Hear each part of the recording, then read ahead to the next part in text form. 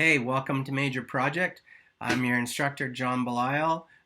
Most of you kind of know me from the last 3 years. So I guess before we get started, we should probably wait for Queenie. Dad, do you want some coffee? I'm trying to shoot a video. I would have an egg sandwich though. Okay.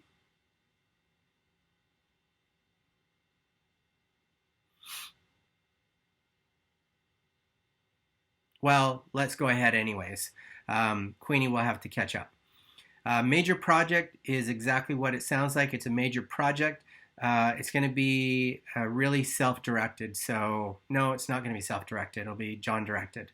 What's going to happen is you are going to create an organization and then create a project, and that project is going to go all the way through this semester. So there's going to be timelines and deadlines. My role is to act as your director, so your creative director. I'll look at your work, I'll look at your writing, that sort of thing. And at the end of the semester, you will have one body of work and you will present it to an audience and defend it. And it really should be a great course for you guys. You will get out of it as much as you put into it. But yeah, welcome to Major Project 4120.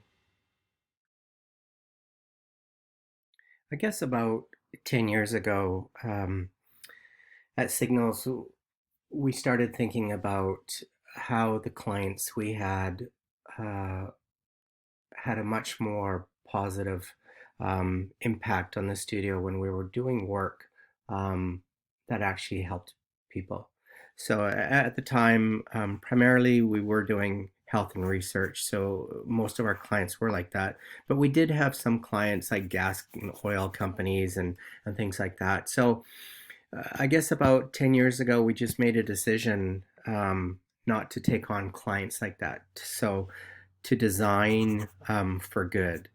And I think that really started with our 25th anniversary. Instead of throwing a huge party and spending a bunch of money on inviting all of our clients, um, the principal at the time came to me and he said, if there's one thing that you could think of that had to do with a project that would celebrate our 25th anniversary, but it actually gave back or was for good, what would it be? So it really is one of those tough projects where somebody comes to you and says, you can do anything you want, it's up to you. And you sit there and go, oh, okay, where do I start? So the project that I'm showing you on screen right now was the result of that. And um, what you're looking at here was a comp for landing page. So this very first project I'm showing you is called Leaf a Legacy, and this was a project that I conceived, and it was basically our 25th anniversary. So it started with a website, and it was really based on sort of we had a lot of cancer clients at the time, but as well, my aunt was suffering from um, terminal cancer, and so it really sort of inspired me to do something um, that would have an impact on, sort of for my aunt and cancer. So Leaf a Legacy was a project where basically it was twofold. The website itself, on landing, you would get this prompt, and basically what we were asking people to do was donate to the BC Cancer Agency or BC Cancer Foundation. And as part of your donation, you would receive a leaf on this tree. And we basically programmed it. So soon as you made your donation, a message would come up and you could write an inspiring message. And you could sort of tell the story of why you're donating and who you're donating for. So obviously, what you're looking at here is the little guy would walk out and he would water the tree, and you could you could mouse over any of the leaves, and the people's messages would come up. So what we were finding was people loved it because they could really go on to they could send the link to their loved ones and say, hey, look at this, and people could click on different leaves and look at other people's messages. And so the tree started obviously empty with no leaves on it, and eventually we filled it up. So as part of your donation as well, if you donated over $100 to the BC Cancer Foundation, we printed a limited series of signed prints. So anything over $100, you would get this signed print, and people really loved it, and it came in a custom tube. So this was a project, that was basically from scratch, and it's an example of something that I was super proud of at the time. Um, so I'm just going to show you a few more examples. I may have shown you some of these, so that's all right. Bear with me. Two Worlds Cancer Collaboration was a branding project, and it really became a project where Signals donated a lot of our time. So, in fact, most of our time was donated. So, from creating the website um, to the branding, there was a lot of print applications. So again, great cause, something that we still work on to this day, or I work on to this day. I thought I would show you something that I did this summer. This was called Together We Rise. This was for Apathy is Boring, which is an organization out of Montreal that really focuses in on getting youth to vote. So this was about a 9 by 12 book that I did for them. So trying to give it some sort of funky illustrations, and yeah, it was a pretty fun project to work on. That was at the beginning of the summer. But again, organization that really is trying to make a change, and for the good, obviously. I thought I would show you this one. This was quite a while ago. We were working for the Open Society out of New York, and they asked us to do two things. They wanted to do an naloxone campaign.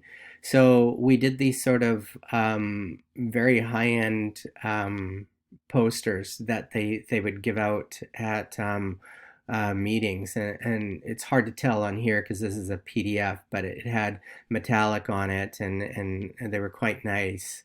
And at that time, naloxone was just coming out, so it was really interesting. Um, this was the first naloxone site really that was ever done. So around the world, people would come to this site to read about naloxone, because at the time it was only in the United States, in, I believe, in New York, and then it started to spread, and people were just getting the word out that naloxone could actually prevent people from dying from overdose. And today it's really the standard in healthcare, especially when you're on the downtown east side. A lot of people carry naloxone kits. Again, I've done a lot of work with the Open Society out of New York. So this was this was basically a book to sort of protect sex workers in different countries around the world that um, tend to get pressured by police and taken advantage of by police. And this was sort of sent out to different members of the UN to start really cracking down on it and changing laws in countries. So you can see it was an illustrative approach, really, because we couldn't show prostitutes and police officers in Ghana. So, yeah, pretty rewarding project. Um, this one was a little bit closer to home. This was called A High Price to Pay. It was pretty out there project that from Street to Home, which is an organization that really wanted to have a 10-year plan to end homelessness. So um, this was the original book that we did. Um, we sort of I was able to write the headlines, and it was pretty hard hitting. It was like had it was basically black and white with a hit of fluorescent green, which you don't often see anymore. Unfortunately, the 10-year plan didn't quite work out. They're still working on it, but it was a lot of fun to work on and pretty rewarding. I think I've shown you this one before. This was a case and a series of books to try and influence UN members. So this was sent to the UN to every member in New York, and they received this box, and each month they would get a new book. So each one of the books would sort of try and raise different issues. So drug courts, the impact of drug policy, the impact of corrupt governments on prostitutes, all sorts of things. So again, couldn't really use photography. So you'll see that really was about coming up with a brand that could carry through. So this sort of colored pattern that you see on the inside of all the books. So it was really a rewarding project, just from the standpoint of you're actually reaching voting members of the UN and who had the power to sort of implement change in countries around the world. So it felt like you were actually doing work that was making a difference. This was a Vancouver-based or a British Columbia-based organization um, called CLBC, and they came to us and basically said, um, you know, people with developmental disabilities in the community have a hard time being accepted into the community because people sort of look down at the ground whenever they see them. And so you go through a ton of strategy sessions, and you sit down with advocates, and you actually sit down with pretty much we sat down with everybody in this group here and just tried to figure out what is it that would make your life easier. And so once we did that, I figured out that really all they really wanted was for people to recognize them. So all the headlines were based around what do you say when you see someone like Nadine? Then the follow up was Hi Nadine. So it was kind of a double entendre, a little bit edgy, just because your first thought is, what do you mean when you see someone like that? And that was our whole point was we were just trying to get people to recognize and just say hi as a first step. And we found once you actually say hi in a community, it gives them a sense of belonging. So this was a pretty big campaign throughout BC. Um, the Best Birth Clinic was from BC Women's Hospital. So they were having a hard time with um, women coming in and getting C-sections the second time they were having a baby after having a C-section the first time. And so what we were trying to do is come up with a campaign that encouraged them to look at natural childbirth. And just because it's healthier for both the mother and infant, and it also brings the cost per person down in a hospital stay to British Columbia. So we convinced them to use illustration because if you go to any of the hospitals in Vancouver or BC, what you see is a million bad stock photos of pregnant women slash models or holding their babies and stuff. So we thought this going with illustration would sort of get people's attention. And there was a series of huge posters in the hospitals, websites, that sort of thing, and then some information brochures as well. Head to Heart was a project that we worked on with the First Nations Health Authority. And so one of the issues that they wanted to address was they have counselors and people that work in their organizations all the way through the province. And one of the things that they have a hard time with is, as counselors, they're often sort of just receiving negative sort of information and trying to deal with people with issues all day long. And for themselves, it was having a huge impact on the counselors across British Columbia. So this was a campaign to just sort of reach out to all the individual sort of counselors across BC, all First Nations, and just sort of give them information and support on staying balanced and keeping their mental health in check. So we did a series of cards that they could sort of look at, things like communicate face to face, stop communicating, online all the time, unplug from technology, things like that. So it was a pretty rewarding project. I think I've shown you the vital signs before, but I'll show it to you again just to show you when you're choosing these projects, the actual deliverables are up to you. So when we were competing for this vital signs contract, they sort of ask you, okay, you've looked at all the information, what would you do with it? And they had typically done these books.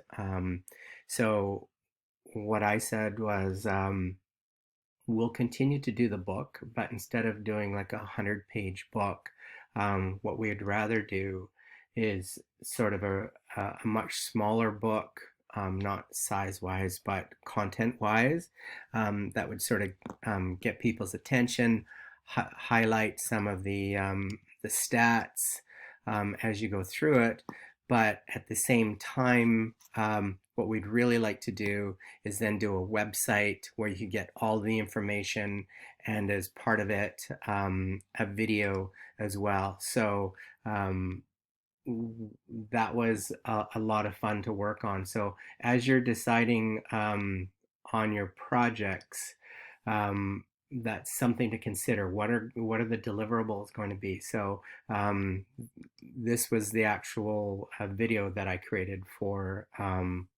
vital signs.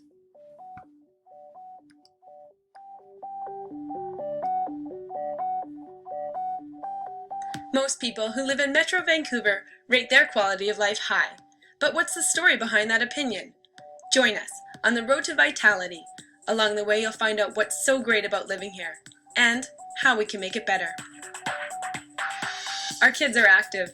They exercise more than those in Montreal or Toronto, but they need to eat more fruits and veggies. Our seniors are healthy, but getting around can be difficult. So you can see that when you're planning out your projects, you really want to figure out, what the deliverables are. That's going to be based on obviously what your actual project is.